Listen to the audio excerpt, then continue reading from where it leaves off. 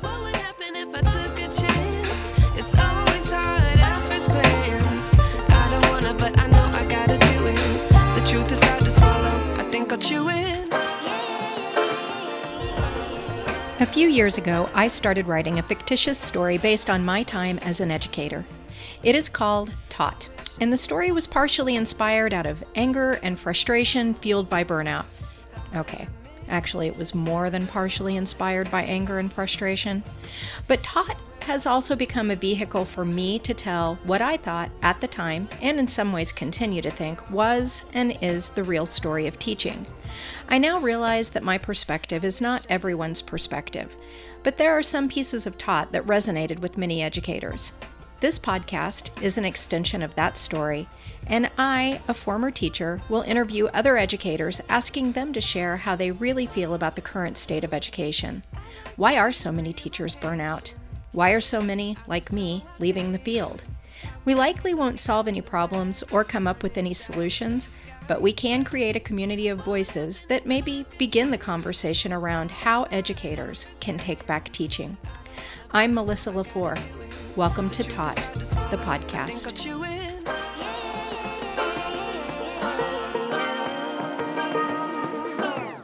I like to be educated, but I'm so frustrated. So, we've talked a lot about trauma on this podcast, specifically in the area of education in prior episodes. And your current trajectory has you working towards transitioning systems to a trauma-informed approach. Can you break down for us what this means for any system to be using a trauma-informed approach or trauma-informed practices? Sure. It's a really big answer because there are lots of pieces to it. So just to let you know ahead of time. Um, we talked briefly about how trauma is a buzzword, right? And so many people kind of roll their eyes about it now because they just hear it talked about so much. And I think also teachers get so many initiatives thrown at them that if they hear they're going to be doing some more trauma stuff, it's like, are you kidding me? Yet another approach, another thing to learn. Well, the difference with it is it's not a one and done training and should never be a one and done training. So a lot of schools go about it the wrong way. Or even if they do several trainings, it's still not enough to become truly trauma informed and really trauma transformed, which is living and breathing it in the school. So um, the first step is you need the buy-in, right? You need the buy-in from the administration, and you might not get buy-in from everybody in the school, and that's okay because it will just become the climate and the culture of the school, and it will be an expectation. So a robust trauma-informed framework will take a good 3 to 5 years to implement. It's not an easy, 1 year deal. So it really is a huge process, and everybody in the school is trained. So that might be another thing that schools are missing. So I'm even talking about like the bus Yeah. drivers and cafeteria workers, custodians, anyone who's going to interact with children, they need to be trained in this. Um, and so, yeah, the trauma-informed approaches are just living and breathing. They become part of job descriptions. It's the way, they're hiring people and the conversations they're having through that, making it very transparent that this is how we operate as a school. Is that gonna work for you? If not, maybe we're Yeah. not the right match. So, and through that, people are learning the difference between, like, the big T trauma and the small tree T trauma, and the difference between those is the big T trauma are like those ACEs we talked about, the really big obvious things, the abuse, the natural disasters. And the little T traumas are a little bit harder to identify sometimes because we've all had them. We might not realize it, but there are things that maybe we didn't get as a kid that we should have had. So things like the love we really needed, the attention we really needed. Um, a lot of kids miss that. It might not be neglect in the big sense of the word, but it's definitely we're not getting what we need as a kid. Um, so learning about that, learning what trauma does to the brain and the body is really important. Um, Informing the health implications of trauma later on in life. educating about the approaches, of course, and just making sure people are not going to inadvertently re-traumatize. Um, well, not just students, but even the adults. So Right. yeah, so that's a huge piece of it is even how we interact with each other, how administration is going to interact with us and treat us. So that's a huge part of the trauma informed approach too that I think people kind of miss. So some of the other things are one of the biggest things that people hear a lot through trauma informed care is it really changes the perspective on how we look at students. So if you see a student who's always just doing things like flipping tables and just getting angry all the time, and you look at the kid, you're like, my gosh, what is wrong with you?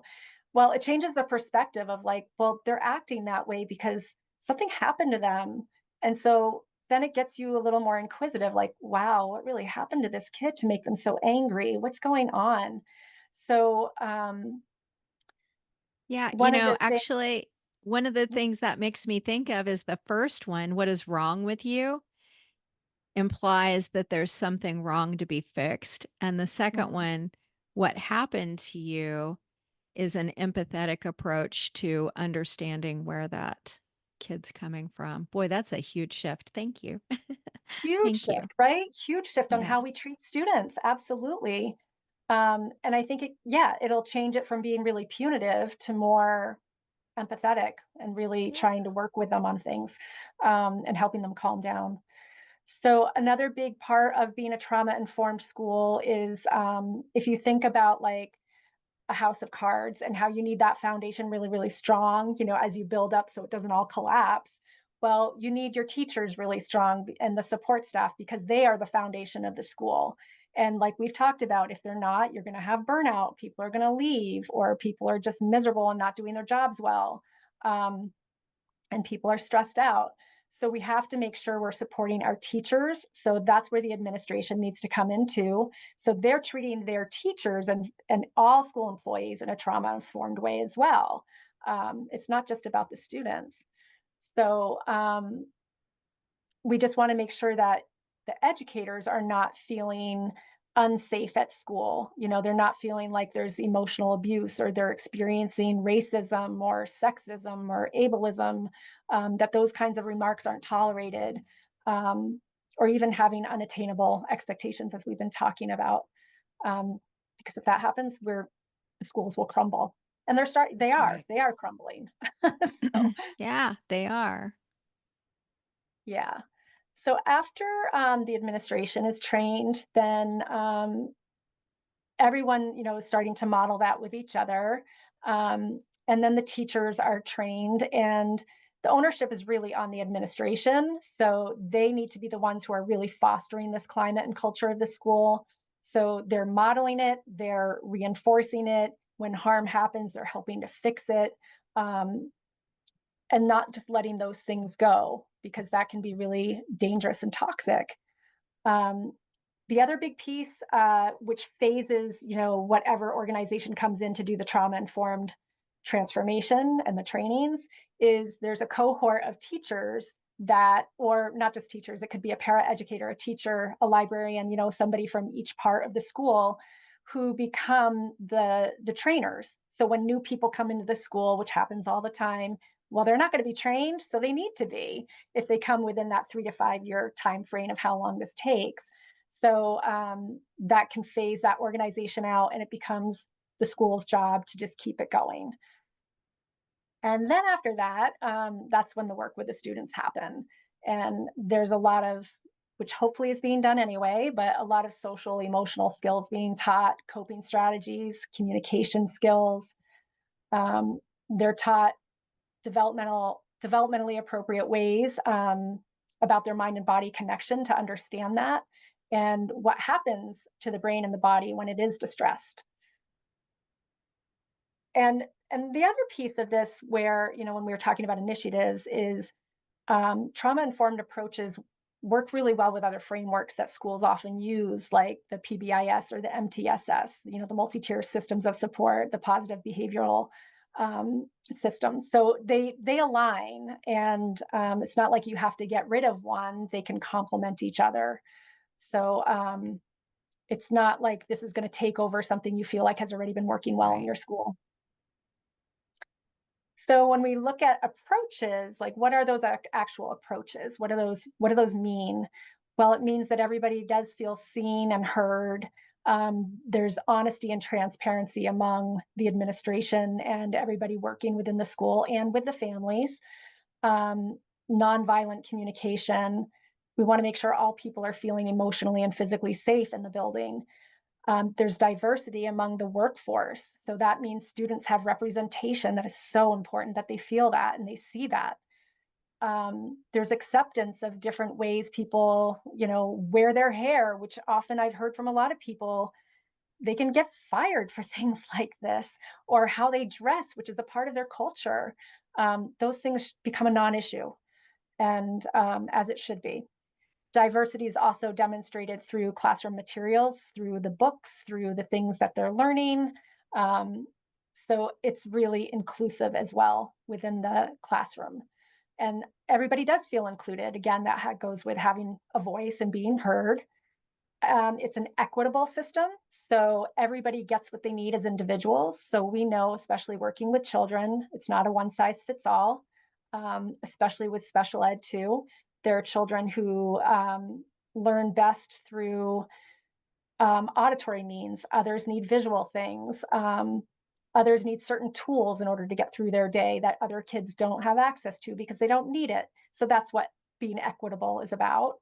And then there's responsibility and accountability. So when harm is done, it's, people are called out on it. And then there's an opportunity to repair that harm, which is a huge piece of this. Yeah. Um, yeah, I mean, I think about how many times does like behavior support person come into the classroom and remove the student from they don't have a relationship with, right? And they pull the student out, and then they do whatever they need to do, and then the student just re-enters the classroom, but nothing is done. There's no repair to what was happening in the classroom, or no repair with the teacher or another student. So that's a big piece that's been missing. A huge piece of trauma informed care is building relationships with students. And I always like to say connect before you correct. So if there's, like I just said, the behavior person coming in should not be the person intervening with a student if there's no connection, no relationship.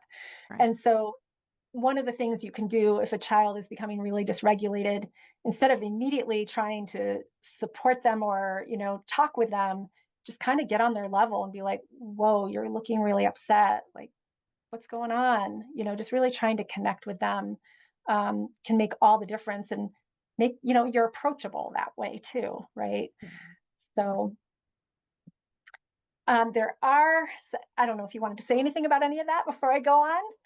Well, actually, I have a couple of things, but probably the biggest one is that I don't think I have ever heard of any system or approach that takes care of the adults in the building and be actually it seems like before we get to the students, because if we are all tapped in and we are all using these practices with each other, then we're automatic models. It's going to come naturally for us to teach the kids and then hold them accountable. And it made me think I had years ago, I had an administrator come in. We had a weekly staff meeting in the morning. And he came in and he said, I'm going to have a really serious conversation with all of you this morning and share something deeply personal. And he sat down and he told us about how he had been victimized as a child within a school setting and that there was going to be a court case. And he wanted all of us to know in case it made national news. And I remember as he was sitting there telling us this in a staff meeting that we don't know how many people sitting there perhaps had experienced similar traumas themselves. And all of a sudden, we're put in that situation. And I'm just thinking how helpful this sort of training would have been to everyone involved because the administrator would have known perhaps a different way to get his message across in a way that wasn't so shocking to some of the staff members. They kind of felt like they were blindsided and put into a space they didn't want to be in. But also, the people there would have known how to handle the situation in terms of maybe saying, okay, maybe we don't talk about this right now. We could advocate for each other. And that is just such in our current day and age, that advocacy and connection with one another so that we are helping elevate each other instead of re-traumatizing each other. And you feel like you have support and safety and security in the environment that you're in. I mean, I can see where that's a huge game changer for any school that's able to implement it successfully.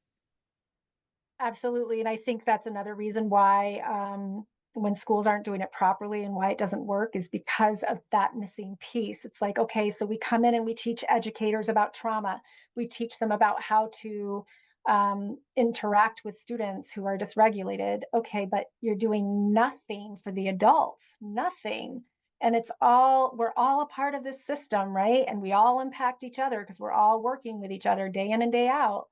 Um, yeah, these things are really important. One thing I did want to mention is that, when people are learning about trauma, it can be triggering. So that's another thing is you want these professionals who are coming in to do the training to understand that and to be able to teach these things in ways that will be very respectful and allowing people like, we might be covering some hard topics. It may generate something, a memory for you that might be uncomfortable, making sure people feel comfortable. They can leave the room if they want to, if they need a breather. Um, and also just practicing some of that within the training, like, let me Yep. show you some things you can do to help regulate yourself. Because sometimes we don't even know how to regulate ourselves, That's even though right. That's we're right. regulating children, right? Yep. Absolutely. The other thing I wanted to say, which I think is a misconception, is that people worry about this notion of a school being trauma informed. I just want to make clear it doesn't diagnose, it doesn't pathologize. That's not what it's about, and it doesn't treat. It also doesn't treat these things because we're not professionals to treat the trauma wounds. We're there to make sure we're not making it worse. We're there to support them and make them feel safe. Um, so I just wanted to make that distinction. That's for the therapist to do. I'm really glad that you did because this is something I'm sure you have heard your fellow educators say, I don't want to be the a therapist. I've been put in all of these roles and we usually list a bunch of them. I'm now a nurse. I'm now, a chef. I'm now all of the and therapist is always in there. Yeah. Definitely not a role we want to play, but a fabulous bridge. This is a fabulous bridge where we're not being a therapist, but we are helping bridge that trauma for the student or the family or ourselves until we can get to the professional piece that we need. Right, and I think offering resources is totally a valid thing for schools to be doing for their families and for their employees, right? And that can be part of the employee assistance program. They should have these resources, these trauma informed resources of where to go. Um, and I just want to throw out there, which I do in a lot of my LinkedIn posts, that Psychology Today is actually a great resource, at least here in the States.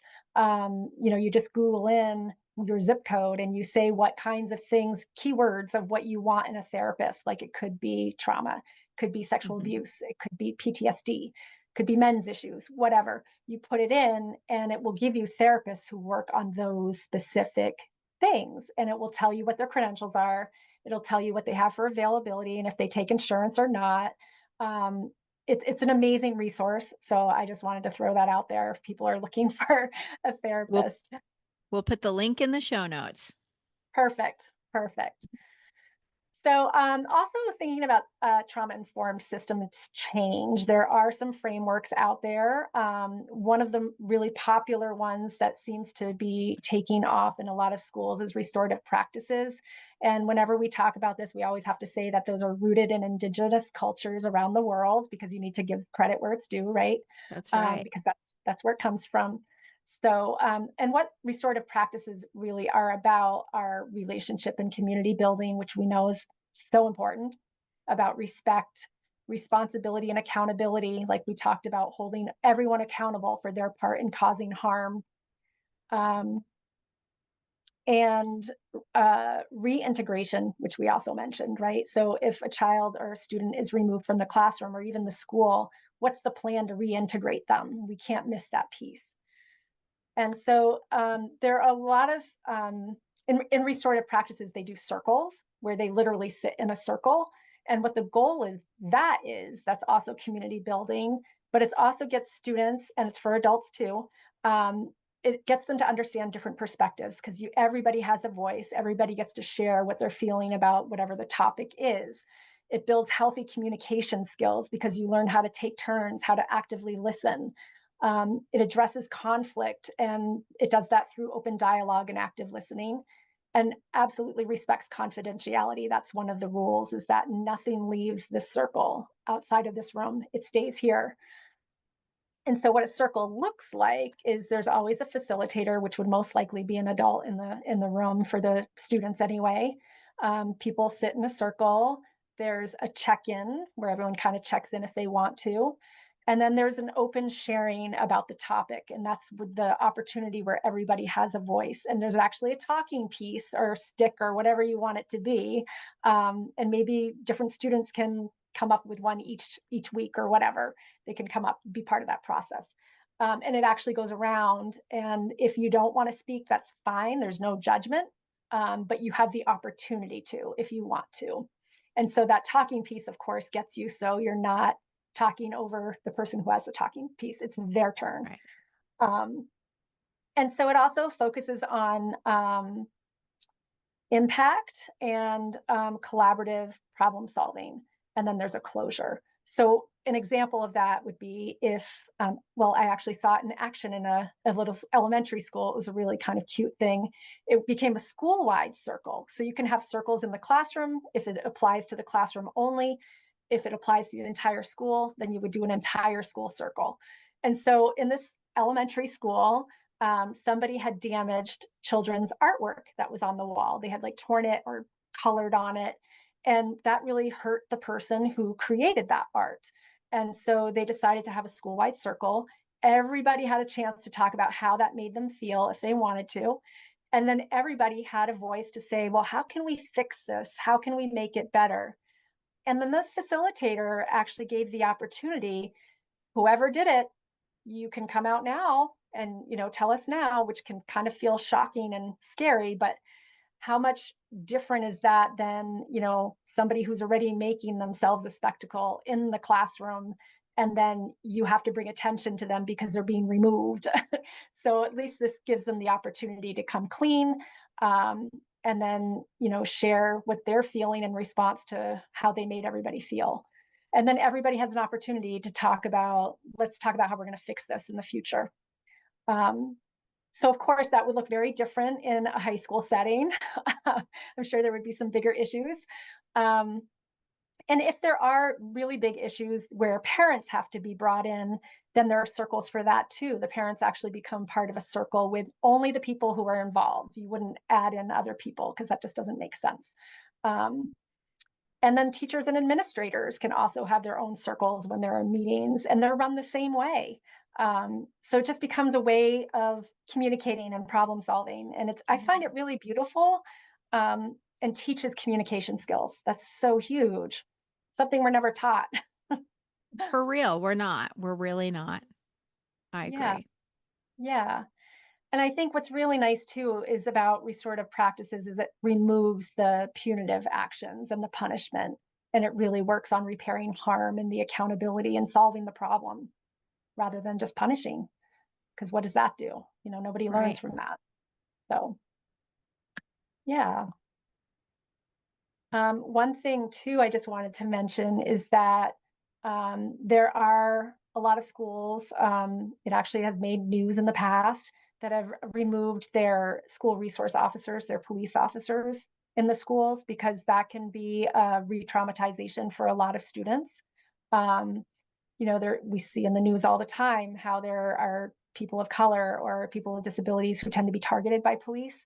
So that's frightening to see a armed, uniformed officer in your school, or a child was there when their parent was arrested by a police officer. So a lot of them have just vowed to remove them, and they feel like they actually cause more harm than good. And we have seen in the news too in the past how the school resource officers have been the ones to instigate situations or make it worse instead of de escalate it. And then they end up really harming a student, sometimes very physically. Um, and I think that's due to just improper training, right? They Probably just weren't so. trained how to work in the school with students. So, um, I think a huge goal of restorative practices and trauma informed practices is it's going to help reduce the school to prison pipeline, which is very important. So we will see less expulsions, less suspensions, less escalation of behaviors. Um, so it's something that's just a really important piece for students and for the teachers. Yeah, I'm thinking about how, in order for a group of students to decide, because I mean, our resource officers tend to be in pretty rowdy schools where people aren't feeling safe.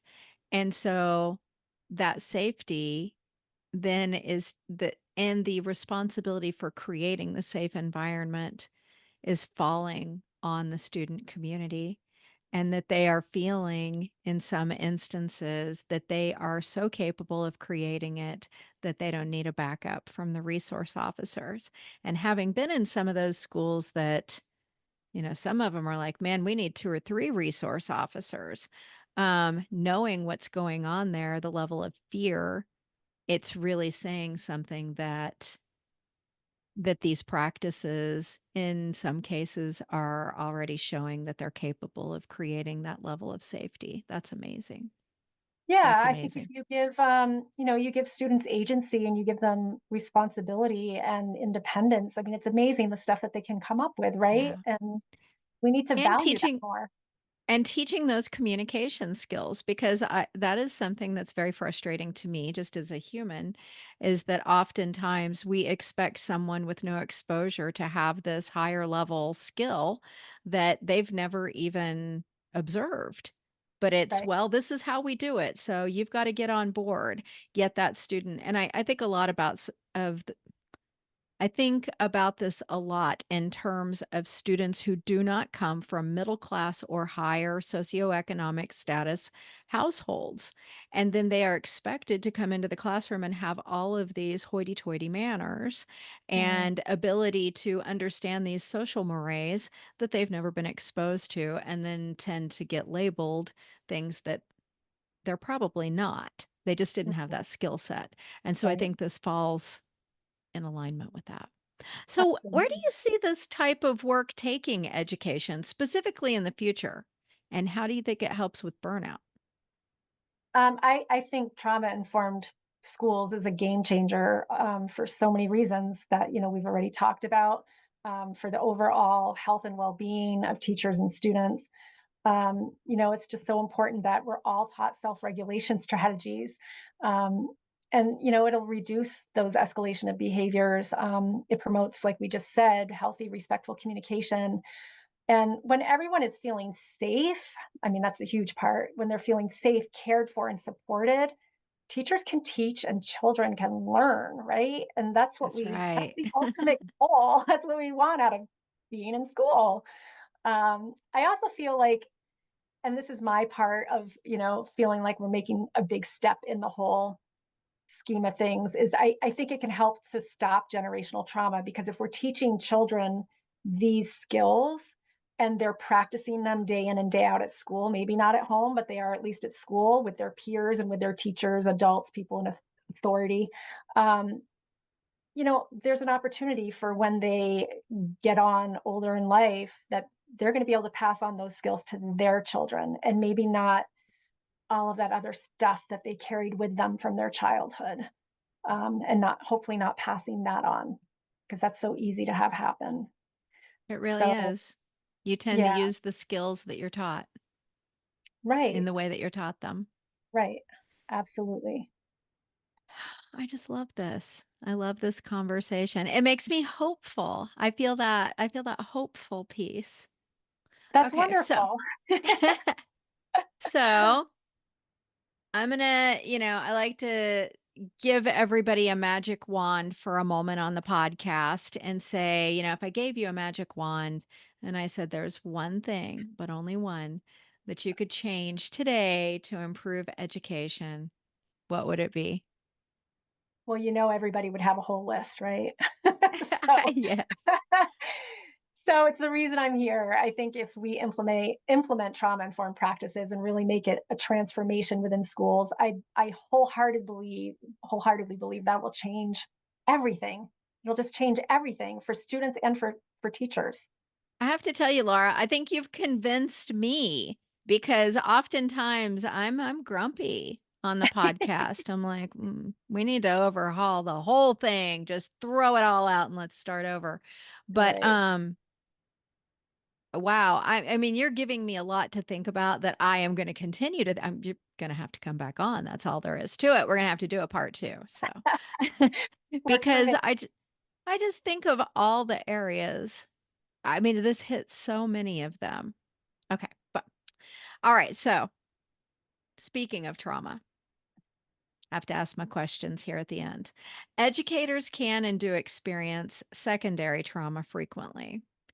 And it's important that the public at large knows about these things, in my opinion. Would you share one of these moments from your career with us to your comfort level? Sure. First, I just want to explain what that is, like the secondary, or sometimes it's called vicarious trauma.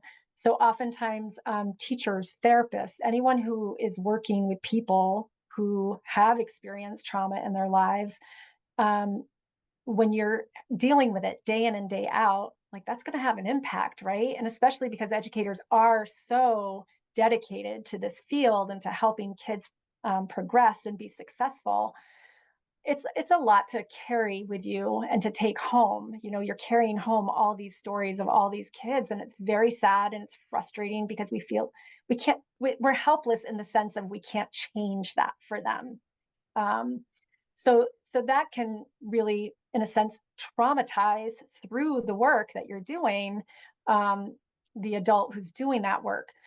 I think for me personally, I and it's kind of funny, kind of not, but I had so much of my own stuff going on and so much of my own trauma in my life that I was dealing with that when I came home, I couldn't help but just think about my own life. So Yeah. I really did leave all of that at school, which was healthy in that sense to do that because it is important that we can separate or else it's going to eat us alive. Um, but I think that was really, the shift had to become on me once I got home. I did have an event that I would say was pretty triggering, which I'm sure all of us have had. It was an interaction with a parent, and it was during the pandemic. And of course, we had very strict rules about, if you're sick, you got to go home. And there was a little child in my preschool who was not acting like himself, and so took him to the nurse. The nurse said, "Oh yeah, he needs to go home." Nurse calls the parent. Parent's really grumpy, doesn't want to pick up the kid. Says, "Well, it's such a short session; they can just come home later." And the nurse was like, you really should come and get your kid." So parents show up, and I meet the parents outside. And this one parent came sort of charging at us with a thermometer, but it was held out straight as if it were like he was holding a gun. It was very bizarre. And he came storming up to his child and put the thermometer on, the forehead, and said, "See, no fever. This kid can stay." And I was like, "Well, we never said there was a fever, first of all. but there are other symptoms, and your kid's just not acting like themselves and clearly isn't feeling well. Well, I got berated up and down. I was yelled at, I was sworn at, I was called names. And, before the name calling started, I just kind of interrupted him. I was like, "You seem like you're really mad right now." Kind of doing my connect before I correct. Um, Not really, but and he just went off. And as soon as the swearing and name calling started, I walked away because that's like, there's no sense in engaging in that. And I'm not going to be beat up by a parent. So I immediately walked into the school and I started looking for the principal. Couldn't find him at first. I went to we do have an SRO, by the way, a school resource officer. Went to him. All he really did was, I just said, "There's a very angry parent in the parking lot I think you should know about." And he just, looked him up. He's like, "Yeah, he's had issues with this at other places too." And I was like, "Okay, that's not helpful." But Great. Yeah. and then when I finally did connect with the principal, the response was, he was just letting off some steam. Everybody's upset with COVID and everything." And I was like, "That's not the sense I got from this parent. I sense that this is an angry parent." And, if you really look at this power differential, which I think a lot of men do not understand between a man and a woman, right? I was outside, there was nobody else around. It was very scary. And for me, it was triggering because I've been treated that way before and by a man. And so it really gave me this internal response of panic and heart racing. And so I just went into my office just shaking and I just cried and just to, try to get this experience out of my system because Sure. nobody was supporting me in that moment. So Well, and it I'm just makes me think about everything that we just talked about too. I mean, it wasn't a safe space. right. Not at all. And if you're a trauma informed system, everybody is working together to create that safe space. So that lack of support actually added to Absolutely. it not being and made it more traumatic. Ugh. Absolutely. And that's what we don't want to do with our students. Yeah. I and I wanna let you know, you're not the first person, again, who's talked about this kind of thing where they had and I'm just gonna say intimidation. Intimidation either from another colleague, a student, or a parent, Yeah. and there was this sense of, "Oh, lighten up." That's Mhm. not a world any of us none of us should be intimidating anyone under any circumstances, but definitely we don't go to work for that stuff, you know? Right. Right. Okay, Absolutely. I'll get on my high horse here, so I'm gonna hop right off now, and we're gonna go in the other direction because I call this my whiplash moment for you. Talk about trauma, and now I wanna know, what's one of the funniest moments you've had as an educator? Well, like the show, kids say the darndest things. They do. They really do. And we chuckle about all these things kids say day in, day out. And we always say we should write a book and put all these quotes in the book. But of course we forget. So there are just some that stand out to me that were really cute and funny at the time. I was working on my computer in the classroom and this little girl comes up to me and she's like, "What are you doing? Are you computing?" Like, "Yeah, I'm computing. That's what I'm doing." And then I had another kiddo say, "Oh, I love your hair. I love your sweater. I love your face." It's just so sweet. Oh. And then one other, this was really cute too. I take my glasses on and off frequently throughout the day. And I was sitting at the table with kiddos, and one of them said to me when I took my glasses off, "Oh, you look like a mother now." And I thought, "What?" And so then when I put my glasses back on, he said, "Now you look like a teacher." So it's those I endearing things, that just get to you. Sometimes they're not that endearing though, because I remember I had a student that I was working 5th grader with math. It was like one of the first couple of years I was in education, and I stopped talking and he's looking at me and he said, "You need those metal things on your teeth." It's like, "You need to do your math. Right, So let's get back to right. it, buddy." But they Yeah, do say hilarious things. Sometimes it's to your colleagues too, and it's even more hilarious, but right. okay. And finally, We all have those moments that make us feel like this is why I chose to be an educator. At least I hope most of us have those. Can you tell us about one of those glow moments for you? I have several, but I think, the reason why I'm in it is because I love seeing how kids progress. Nothing gives me greater joy than knowing that I helped make that happen. Um, and I've shared this with, in other podcasts too, because it's such an amazing moment for me. I had a 3-year-old that became dysregulated a lot, and he was a biter and he was a headbanger. And oh my gosh, it was really hard to keep this little kid safe because he was just dysregulated all the time. And so, in moments of calm, I would work with him on some deep breathing exercises. And in preschool, I keep it simple. We do what we call 5 finger breathing, where, you trace up the finger and you inhale and you trace down and you exhale, because I knew that was something they could do. It's part of their own body. So we did that day in and day out. We practiced that. And one day he just was losing it and he put himself underneath a table. And I saw him start going all on his own. And this is a 3-year-old. I couldn't believe it. And that was a really awesome moment. That's why I'm in education. That is beautiful. Oh, I Yeah. love it. I Yeah. love it. Laura, I have really enjoyed having you on here. Is there anything else you'd like to share before we end this? Sure. I think another piece that I love sharing is that trauma informed care hurts nobody.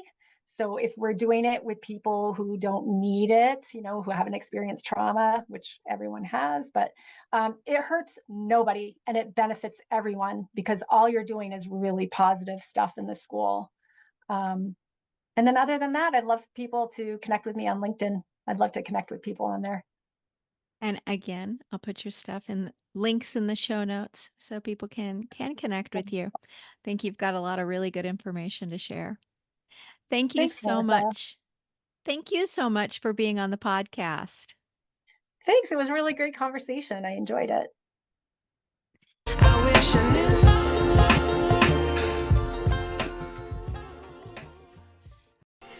Today's episode was produced and edited by me. The theme music is by Otis McDonald featuring Joni Inez. But I'm so frustrated. If you know someone who might enjoy these conversations, please share the podcast episodes as much and as often as you can. It's as simple as copying the link you use to access today's episode and sending it in a message or sharing it on social media. I'm a small, independent operation, and your shares broaden our audience. Perhaps you or someone you know will be inspired to talk about teacher burnout. If you would like to get your voice on my podcast, contact me via the link on my webpage, taught.buzzsprout.com. Coach, speaker, and author Rashid Ogunlaru said, "It may take many voices for people to hear the same message." Join me in being one of the many voices rising up to get the message out around educator burnout. This is Melissa LaFour. Thank you for listening to Taught, the podcast. We play our roles and ignore the problems. I wish I knew.